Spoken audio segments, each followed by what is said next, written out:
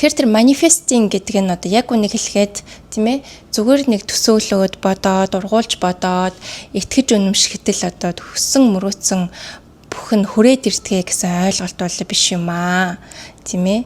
Зүгээр л одоо төсөөлөд бодоход л одоо жишээлбэл одоо мөнгө ингээд тэнгэрээс бороо шиг асгараад хүрээд ирдэг гэж одоо биндрээ ярьдаг гэж би бол бодохгүй байна. За тэгэхээр зэрэг энэ бол ерөөсөө л одоо бид нэр дотоод одоо ихтгэл үнэмшил даал тохиомсраа дахин програмчлж байгаа, дахин шинжилж байгаа л одоо нэг хэлбэр тийм ээ. Үнэхээр бид нэр ингэж одоо дэлхийн ертөнцийн магадгүй биднэрт маш их зүйлийг өгөхийг хүсдэг. Гэтэл бид нар тэдрийг нь одоо хүлээж авахд бэлэн биш байдаг тийм ээ. Магадгүй тэр зүйлийг нь хүлээж авахын тулд бид нар одоо тодорхой хэмжээний айцаасаа салсан байх хэрэгтэй. За тодорхой хэмжээний одоо ихтгэл үнэмшлийг одоо өөртөө итгэх итгэлээ за тэгээд сэтгэл зүгээ хүртэл ингээд одоо эрэг сайхан байлгах хэрэгтэй гэдэг ч юм уу тийм ээ.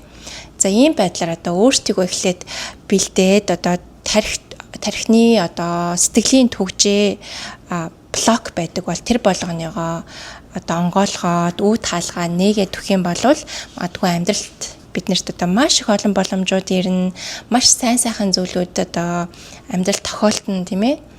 За тэгээд тэр сайхан одоо зүйлсийг бид нэр боломжуудыг олж аваад амьдралдаа яг бодтойгоор хэрэгжүүлэхийн тулд мэдээж хэрэг үйлдэл гарах хэрэгтэй болно, хичээл зүтгэл гарах хэрэгтэй болно тийм ээ.